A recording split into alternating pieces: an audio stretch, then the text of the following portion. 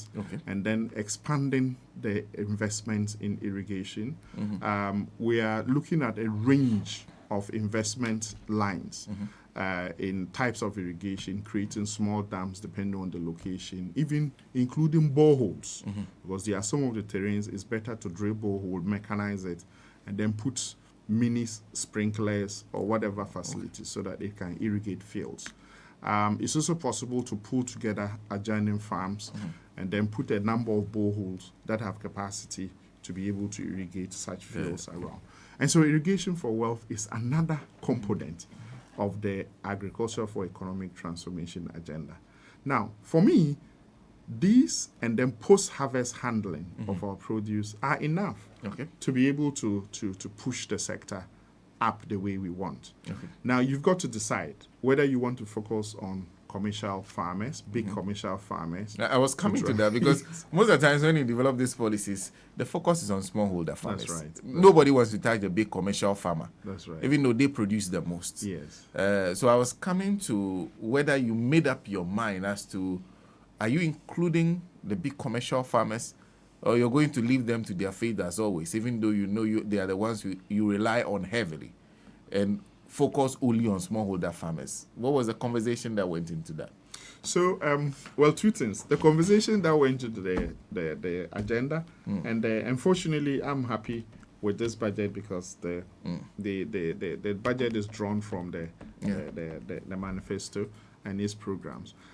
But also there's a team that is in charge of implementing the projects. I sit in Parliament now as the committee chair, and so I'll lead a team to be able to exercise oversight on what the... You will not be involved in the implementation? Implementation at this stage, no. No.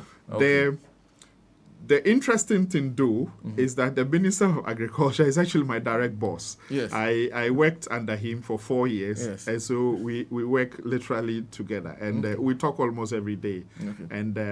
And so I get to know what exactly he's thinking and what exactly he's doing. And so my understanding from the minister's approach at this stage is that we're a social democrat, the Democratic Party, and so we are very conscious about the smallholder farmer and his capacity to produce for feeding. Now, we also know that we need to transform the sector. And so the allies to be able to get us to transform the sector is the commercial aggregators, the commercial, if you like, arrowheads. You can call them any name, whether they are nucleus farmers, they are anchor farmers, whatever it is, those commercial entities. And so I understand the minister is profiling them to be able to form partnerships with them and then give them targets for production. And then at the same time, these targets will include some conditions for government support to the commercial farmer.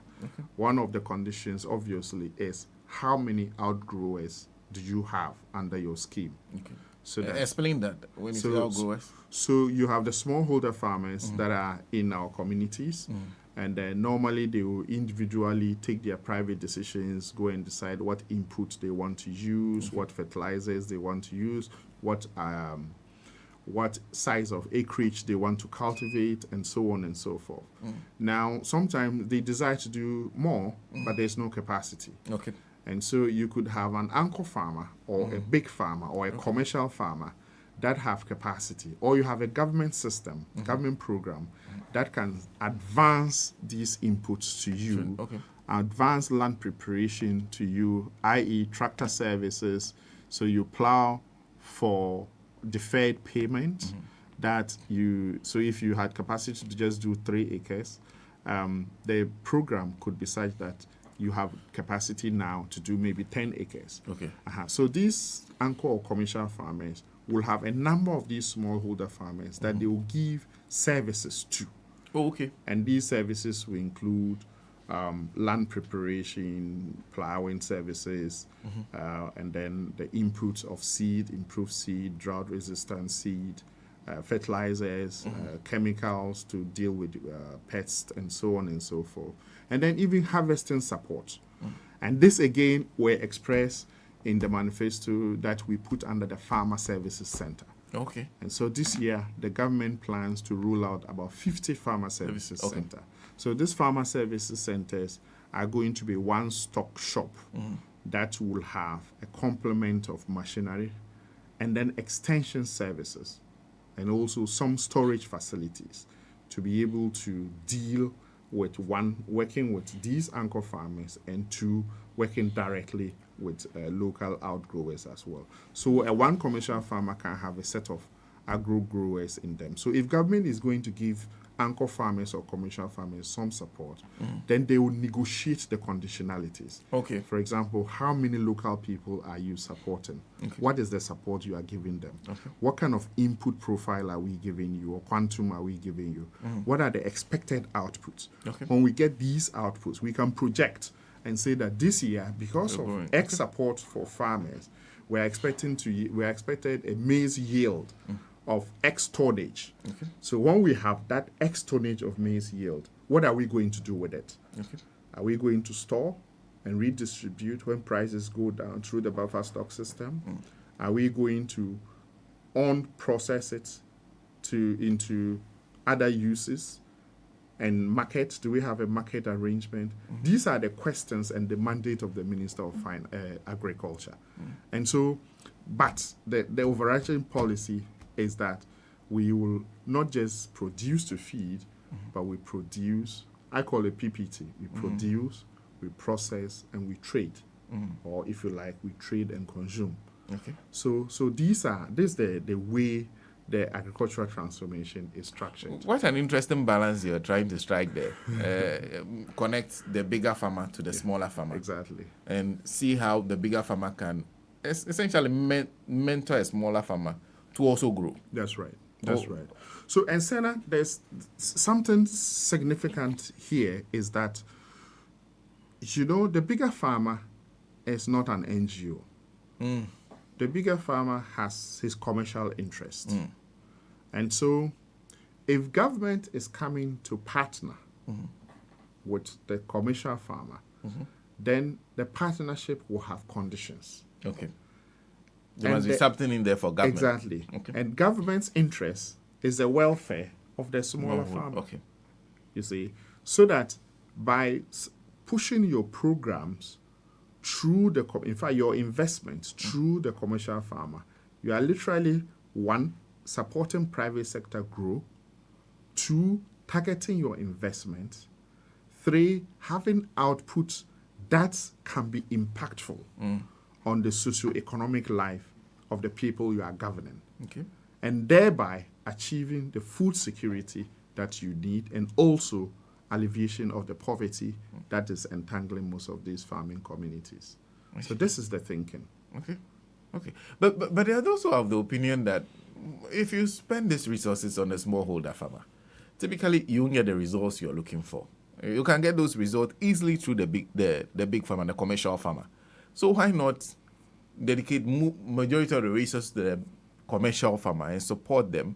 Like you said, try to get something from them, rather than always thinking about the smallholder farmer who is not cultivating as much as you expect them to make the impact you as a government is looking for. Well, what do you think about that?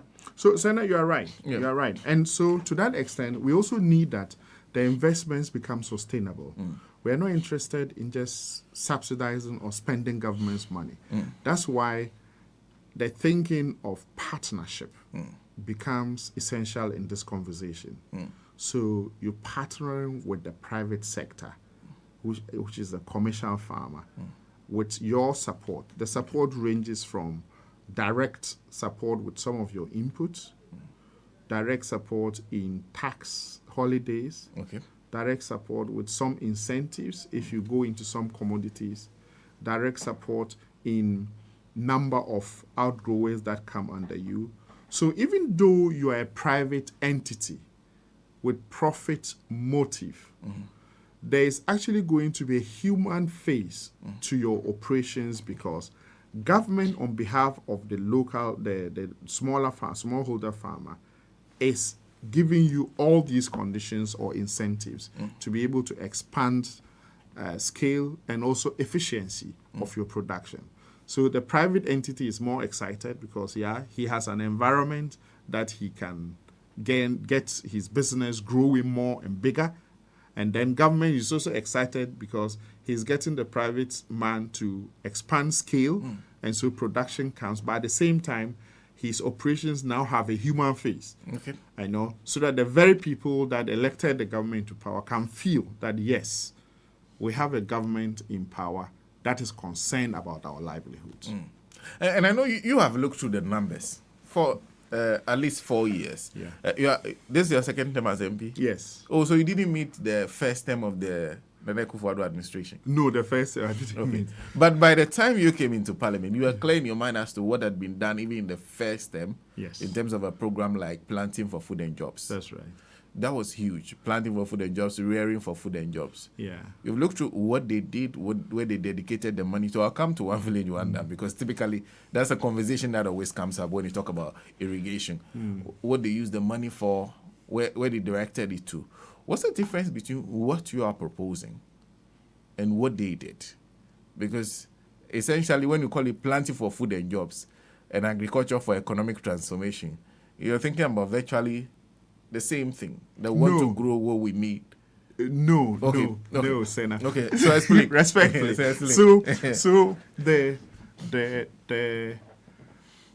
So first of all, economic transformation, agriculture for economic transformation agenda is one thing that President Mahama accepted grudgingly. Okay. Because he doesn't want us to reduce agriculture to sloganism. Okay.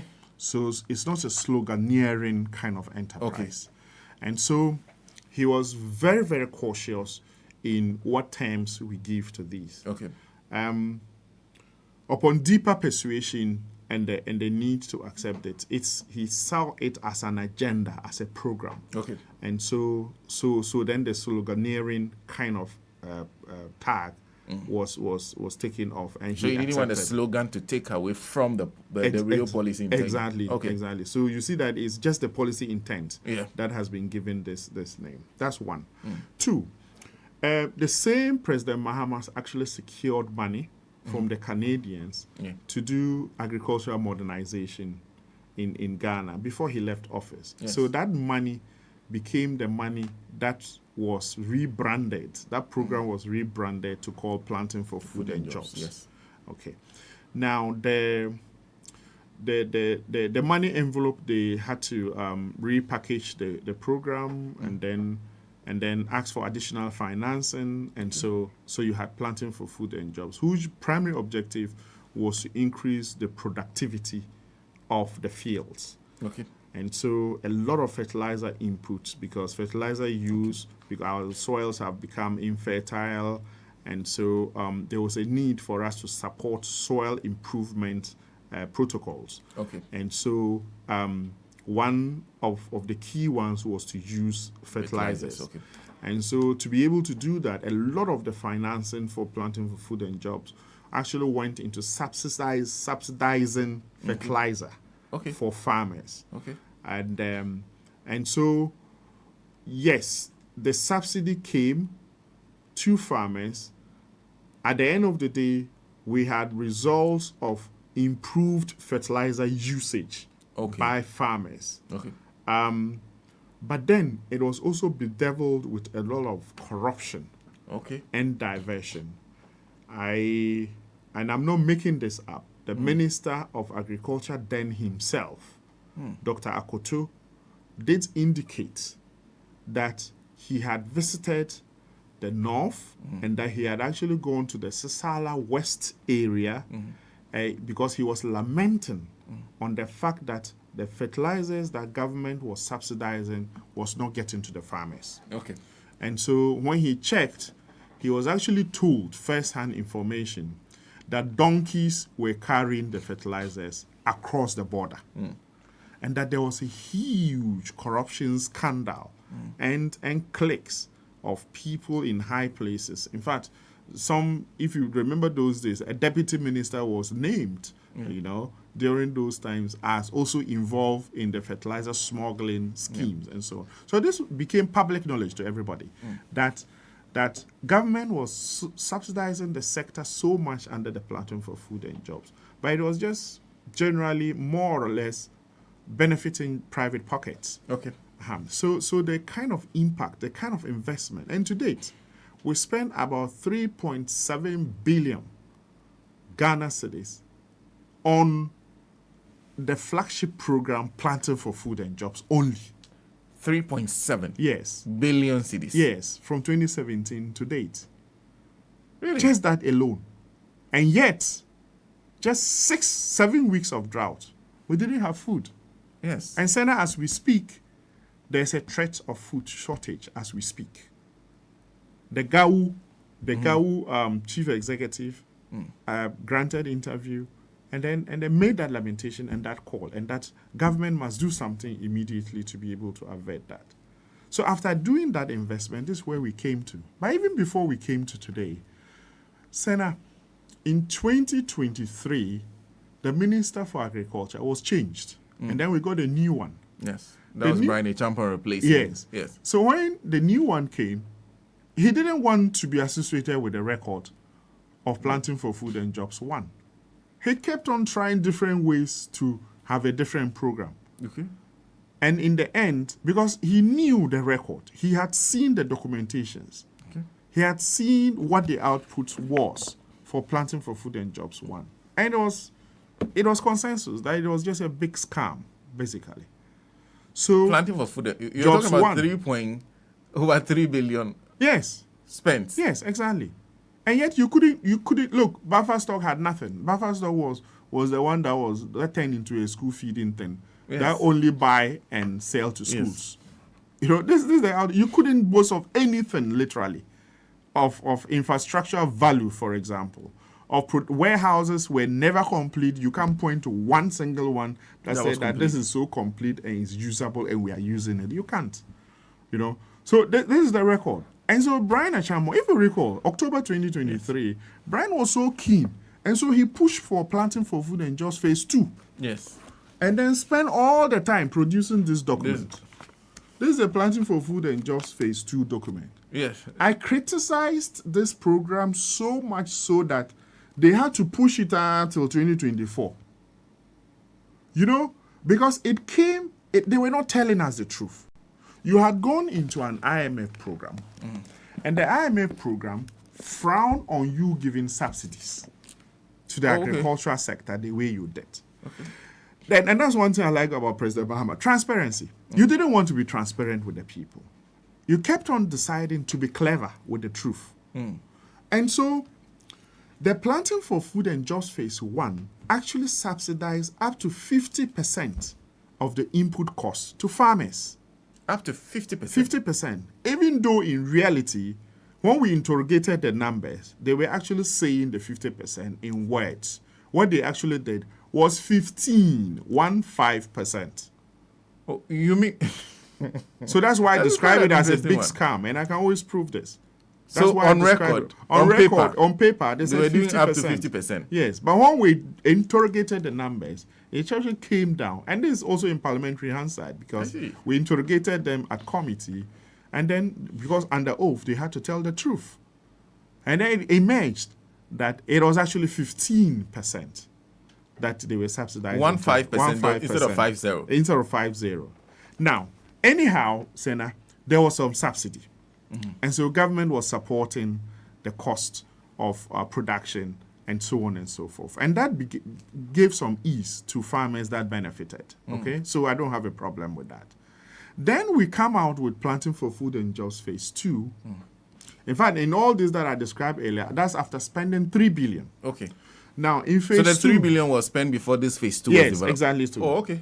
Now, this Phase 2 also comes up, and then I asked them, what is the philosophy? What is it? Well, first of all, where is the end project report, end program report for Planting for Food and Jobs Phase 1? Okay. We are yet, as we speak, to see the report. There's no report about how it fared? No. Nothing? We are yet to see.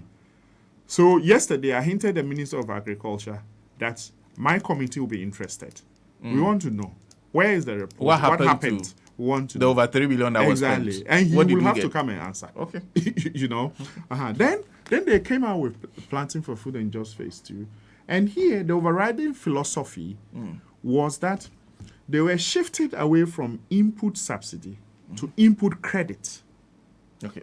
Explain the difference. Yes. And that, well, input subsidy is basically when you, as a state, takes part of the cost of the input, and so it becomes bearable in cost-wise to the beneficiary. Okay. Now, the input credit means that we're actually not taking any part of the cost, but we'll advance you the input, and then you pay at the end of an agreed period without any cost reduction. Okay. So if the cost of exactly what I give you, I take back. I take back, or I even take more because of time value of money. Okay. Or I even take more. Okay. So you're not really supporting the family, or the only support is that it will be available to you. Okay. So then we ask, how are you going to finance the input credit? Then they say it will be private sector led. So private sectors will go and then give inputs to farmers and then take back what they have. Then they say yes. So what are you doing as government then? Because that's what has been happening. Even me, I have outgrowers. I have 252 outgrowers. Okay. That I give inputs to. Oh, really? Yes. That I do 1 acre or 2 acres to households, especially female headed household. I do 2, then I do an extra 1 for them. So 3 acres for females who are female headed households. That's what I do. And then I plow for them, and then I give them fertilizers. And then we agree that at the end of the harvest, you come and pay maybe with 2 bags or 1 bag, depending on the terms. You come and pay with bags of maize, your harvest. You don't pay with money, you pay with harvest. Okay. So that's what we've been doing. So, and if you see me as private sector, now if you say that it will be private sector led, so it means you are asking me to give those inputs, and I'm profit based to the households. I mean the smallholders. Yeah. Now, what is your support to me to be able to support the smallholders? Are you giving me letter of credit to take money from the bank? Are you giving me low interest rates? Are you advancing me cash directly? What is the incentive? No incentive. And you can read this whole program. You don't see it. Nothing from government. Nothing. So what are they doing? They are encouraging the private sector to just giving the private sector nothing. Nothing. To do what Exactly. What they would typically do anyway. Precisely so. So you recall that from 2023 till date, this PFJ2 actually never produced a single grain for this country. It was the private sector doing what they have been doing, supporting their smallholders. There was no government program deliberately targeted at supporting private sector to be able to do the input credit subsidy that they are talking about. Okay. I mean the input credit and not the subsidy. Okay. So that's why I say that. Then this had an additional financing of 700 million under the 2024 budget. And I'll prove that to you. This is the 2024 budget. And then, so if you go to 700 million to do that flagship program to do Planting for Food and Jobs Phase 2. But you said they are not really doing anything. Exactly. So then you ask, what was the money spent on? And so our initial checks revealed that the money was actually spent on these administrative things, like developing the program, holding workshops to be able to do it. And then, so they come out with the program. Then they develop what they call the Ghana Agricultural Platform and database, Ghana Agriculture and Agribusiness Platform. So they developed that as well.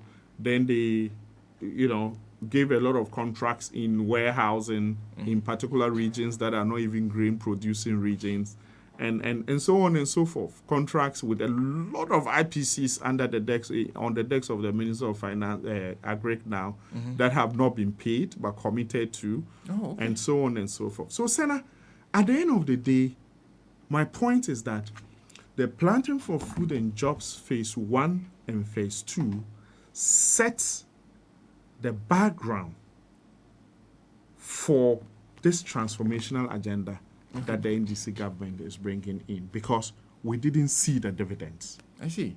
We didn't. So you're careful not to do the things they did. But are you giving subsidies? Okay. So 2 things. At this stage, we think that the subsidy program, direct subsidy program, has issues. Okay. One, we have very porous borders. Okay. That one, your input support may leak out. Okay. 2, people are ultra partisan and may just think that this is government things. Oh, okay. And so we'll waste them. Okay. Now, unfortunately, this country doesn't have the luxury of disposable resources to be able to waste like that. Okay.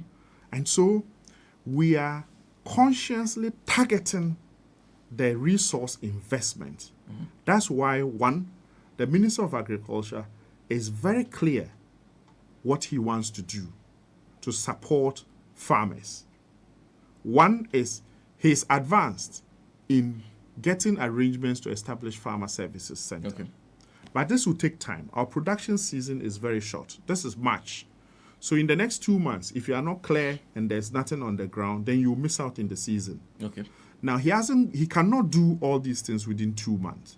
So what he's doing now is to quickly arrange inputs and then work through the directors of agriculture, support anchor or commercial farmers that will then have an outgrower scheme that will push these inputs to. That way, at least, there's a private man that is accountable for the inputs you give to the private man. Okay. So I'm giving you X amount of inputs. I expect X tonnage of maize from you. Okay. I would deploy my directors of agriculture, my extension, my system, to be able to monitor your implementation of that program. Okay. And then they will help you harvest it. Whilst we are doing that, then we can then take time to be establishing the 50 farmer services centers that this budget promises. Okay. That way, we'll not lose out in the season.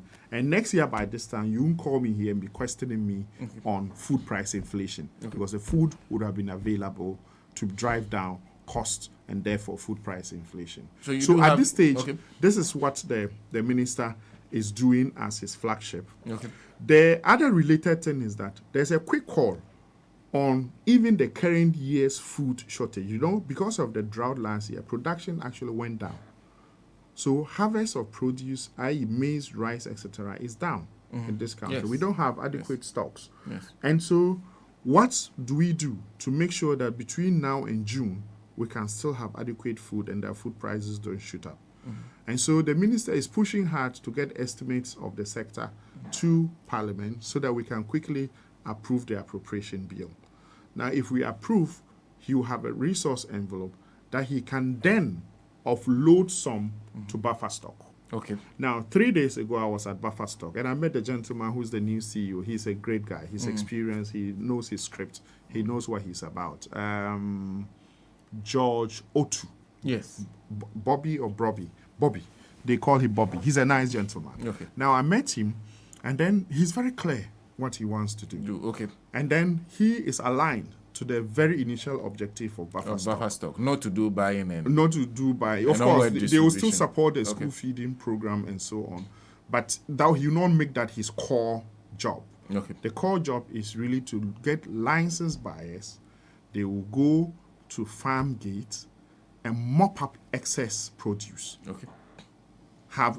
Fix the warehousing basket that they have, and then be able to store them in strategic locations across the country, so that one, will have a national security buffer, then two, will be able to have stocks whilst monitoring markets across the country. If prices decide to peak, then you push in the produce to those specific buckets to drive down prices or stabilize prices. That way, one, you can have the food produce availability, and you can also have a good management of the prices of those commodities. Now, if we can do this for this year, while we set up the Farmer Service Center and the whole algorithm of producing, processing, and trading, then we should be fine. Okay. And so the question is, has the minister got enough resources, for example, to do that, to be able to give some to buffer stock? And the answer is no. He hasn't got enough. Not even with the budget. What is being given in the budget? Yes, is not enough. But I can understand Dr. Forsen. Okay. He hasn't got endless resources. He's come to meet a lot of depths in this economy. Yeah. Even in that Greek. Yes, exactly. Yeah. So he has to do very intelligent allocations. Yeah. And then the ministers have to target what they have in ways that can quickly turn into investment and produce. Okay. So just consumption is not going to help us. Okay. So I believe, and again, so even if the buffer stock, that means 700 million Ghana cedis, gets even 100 million Ghana cedis, I think that's a very good start. Okay. And buffer stock is a company that has smart guys, including the chief executive, Mr. Otu. And he has a deputy. A deputy is also another smart banker, Osmond. Okay. Osmond is also another smart banker who is a deputy for buffer stock. And so this team, I feel, is excellent. They can drive in investment for the sector. And so if the Minister of Finance, a Minister of Agri, can allocate part of his budget to that agency immediately to be able to start. And he's giving indication to me that that's what he's going to do. He's asked that the buffer stock put together a quick program for him to evaluate. They will discuss, negotiate, and then he will advance them the money. This to a company. So it's not going to be free money. It's support. Okay. But beyond that, Senna, I then think that we can do more. Okay. You see, the budget gives some allocation. This allocation of 2.9 billion Ghana cedis is what the sector is going to utilize. Okay. Dr. Forsyth, the finance minister, mentioned 1.5 billion for the flagship programs and so on and so forth. Now, one essential thing is timely release of funds, particularly to the agricultural sector. Because once funds delay, then their operations are lost for the whole year. Okay. 2, I think, and I wish to use your platform to call on government to consider how we are going to finance this transformation of agriculture beyond the budgetary allocations to the sector. Okay. Senna, we have $10 billion that is earmarked for infrastructure under the big push. Okay. Now, this money, I think President Mahama and his team, his cabinet, should be interested in what exact kind of infrastructure do we invest the money in. Okay. And I propose strongly that financing the infrastructural requirement for agriculture will be essential. Okay. i.e., irrigation infrastructure. Okay. Because the budget, the Minister of Finance, the Minister of Agri's budget cannot finance any transformational irrigation infrastructure for this country. It cannot finance any transformational road infrastructure to farmer producing areas, to deal with the logistics of carting produce from production centers to marketing centers and so on. That budget cannot deal with it. So you need an external support to be able to handle those things consciously. So I think that the big push can be engineered, that some priority is given to infrastructure for agricultural transformation. And so I propose that infrastructure for agricultural transformation ought to be factored in seriously under the big push financing. So the roads associated with it can come into it. Irrigation facilities can come into it. Then you have Exim Bank. Now, Exim Bank is there. Now we have a new CEO, another good friend of mine. I like him. I've not visited him yet. But then, do you just allow the Exim Bank to sit and wait for proposals on financing and supporting businesses? I think we had to have an overriding philosophy that in the medium term, our Exim Bank has to focus on supporting X, Y, Z. And I think the first X is supporting investment, entrepreneurship and programs, including processing infrastructure for agriculture. including warehousing. Okay. So if we can have this, and warehousing not just operating as buildings that are sitting there to house grains and then sell. Warehousing that are operating as businesses to be able to pay back Exim Bank support or bank support, for example.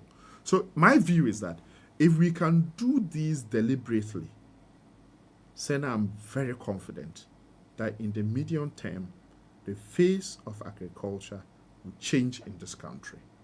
If we can do that, the economy of this country will transform in a way that the food import bill of $2 billion annually will naturally come down. Once it comes down, it frees up resources in country for you to be able to prosecute other developmental projects. Then you have the administrative arrangements. One of them is also GESEL, de-risking financing for agriculture. Financing agricultural activities is one key thing. Yeah. And I think that, again, the Minister of Agriculture, you, Senna, and I, and all of us who speak can leverage on the goodwill of the new government. Because one, Senna, you don't hear that dollar today, this morning, it was 15 cedis. Yeah. By 2 p.m., it's 16 cedis. By 8 p.m. No, you don't hear that anymore. So my point is that there has been some goodwill. Yeah. There's some stabilization. The new finance minister is doing something right. And so this is an environment that can attract investment. Mind you, under the IMF program, what we've inherited as a government, you literally don't have room to borrow anymore. So we have to leverage on the goodwill that we have so that investments, business communities, including Ghanaian local businesses, should see opportunity in these ventures and then come in to invest. If we can all support in this regard, I'm confident that in the short to medium term, we'll be able to see the dividends. And that will define the transformation that this country requires. Quite interesting. I think the time is just 10 a.m. My show has to close. But just a few. This one is from, is it Mustafi A plus Mustafa? So it's a very important question to my MP. I want to do cashew plantation in Bulenga. I don't. Yes, that's my village. Yeah. That's Please, one of my villages. Which month is suitable since we have one rainy season? And that's it's one of the issues because for one of you call the North. We all call the North the food basket. Yes. We have one season. You have one season. That's correct. But somehow you're still able to produce enough to gain for yourself that particular reputation as the food basket. To what extent did you consider the North when it comes to the matter of irrigation? Because the last time a government tried that was one village, one dam. We're still trying to account for exactly what they did and what impact it has had. So yeah, I think I thank Mustafa for listening in and asking the question. I have a cashew plantation myself. Okay. And so it's practical. The seeds, you get your seedlings ready, and then it starts with the season. Okay. Unfortunately now, because of climate change, I cannot tell you when the rains will come. Now, but you also have to have a backup arrangement for water supply. Okay. And so there are simple technologies now, including use of Voltic bottled water, punch a hole, make sure there's mulching, there's some grasses or leaves around the seedling so that it conserves some of the moisture. And then with the filled bottle of water, with a small hole, like a pinhole, it releases the water gradually onto the plant so it doesn't suffer drought. Okay. Now, if you can have some of these happening, then you are likely to get the plant to survive. Okay. Once it survives and it establishes its taproot properly, then you are likely not to lose it. And then you keep maintaining the field in a way that bushfires don't clear it and so on. Now, in the bigger picture of the climate that we have up north and so on and so forth, that's why we agreed that irrigation infrastructure was very expensive. Okay. And so governments usually don't have the financing to be able to do that. Okay. That's why we consider smaller schemes, including even using boreholes to provide irrigation. Okay. Hitherto, you and I have always thought of irrigation as big dams and that there must be a pipe and that there must be an irrigable land and that so on. we think that we can redefine irrigations into these small schemes because we have smallholder farmers and so on, and small plots and so on. So we are thinking of such, mix of water availability as the irrigation schemes that are proposed, together with even the traditional big ones that you have. You know the story of Palugu Multipurpose Dam and how $12 million were. Well, the government spent $12 million on the project. So-called feasibility studies were done actually. So initial operations of the place. We visited there as a committee. We saw the contractor's site, and then somehow they didn't get additional financing, and so they had to pack and leave the place. Okay. So if you go down, it's just bare land with the trees that have been pushed. And so if you like, we spent $12 million for nothing. But they said when you go there, there's evidence of $12 million on the ground. No. Roads that were constructed. I use that place a lot. There, okay. From my constituency, you come to Northeast, then you drive through to Tamale, and sometimes I travel to Tamale to come to Accra. Okay. And I use that place a lot. That's a site I've visited, and I know it's bare, nothing. The contractors have packed off. And so there's really nothing. Nothing has been constructed. Nothing. So we'll still have the annual rains and the annual floods from Bagre when Bagre opens. This was supposed to cure that and then hold water. So it was almost $1 billion project. Yeah. And so for some strange reason, the Sinohydro thing failed. And so government had to resort to GOG financing. Okay. It wasn't a priority for the finance minister. And so funds were not allocated to it. That's it. That's the bad truth. So if this government is interested, they have to start from the ground up. So if this government is interested, like I said, the feasibility studies have been done already before this government took it up. You don't need to spend extra money on feasibility. Exactly. Yeah. And then, but what I'll recommend is that this government shouldn't put GOG financing in this. I think we have to package it, make a business case, and then look for financing, dedicated financing for implementing that program, of that project. I see. Well, thank you. Thank you very much. There's certainly always a lot to talk about, including the fact that I understand that your region is perhaps the one with when it comes to lack of roads, lack of roads or Upper West. It's a region that is heavily affected. Is that correct? That's very correct. In fact, my constituency is West. Until the last three... You are in Wa East. Wa East? Yes. Means that you're connected, or you are part of the capital. Yes. So in fact, my constituency was carved out of the Wa Central. Oh, okay. So we have Wa Central, Rashid Pelpo, you have Wa East, myself, and then you have Wa West, Peter, the retired police officer. Okay. So until the last 6 months or so, that my first village got tarred road, actually. And that's just 30 miles from Wa. The last 6 months of that's the only time we have. And that's the only good road we have. That's the only good. So it just takes the tar road into my first village. After that, no. You were part of Wa Central. Yes. And you have one good tar road. 13 kilometers. And then nothing else. So we don't, apart from that, we don't have any motorable road in the district. Why? So lack of investment and prioritization. So I've been making a lot of cases, and I hope that, in fact, the current road minister really sympathizes with me. He's promised me he's going to visit my constituency and so. But going to Wa is a problem.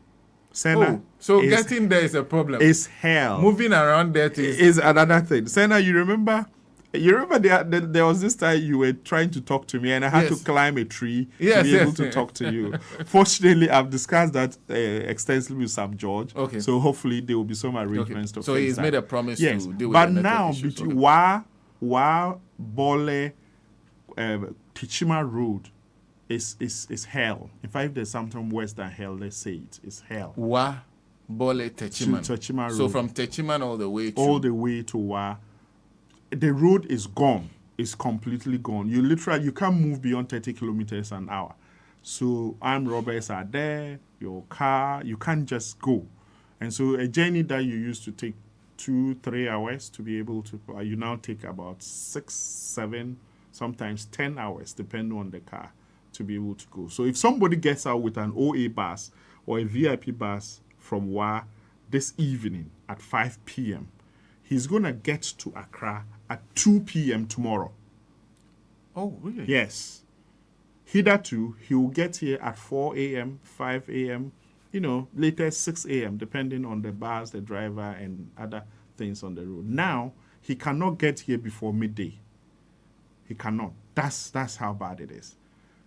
In the last embers of the last government, they awarded a contract to Messrs. Marapoma Group to fix my checks with the road minister shows that there was no commencement certificate, so it was just the optics. Okay. And but the road minister prioritizes that road, and so hopefully very soon we'll hear some good news about how the contract will be executed. It's also the road of the president.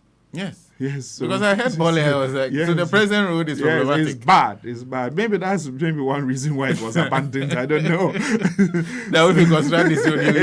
Yes. Oh, exactly. But that's quite an interesting one. Doc, thank you. Thank you so much, Senna, for the opportunity. Yes. And I thank you so much for allowing me into your studios. And I say hello to all your listeners and viewers. Thank you very much. Doc has the responsibility now of holding to account a man who he was deputy ranking member to, as chairman of the Food and Agriculture. It's still Cocoa Affairs is part of it. Yes. Food, Agriculture and Cocoa Affairs Committee. That is Honorable Eric Opoku, who is now a Greek minister. Yes. So Doc will chair that committee. So if Honorable Eric Opoku needs some advice, they have to call each other in the dark of the night and converse on it. But when there's a problem with a Greek, Honorable Eric Opoku will now have to go and face Doc, and then they will sort it out. Well, that's Dr. Godfred Seidu Jasaw, who is Member of Parliament for WA, is joining us in studio finally.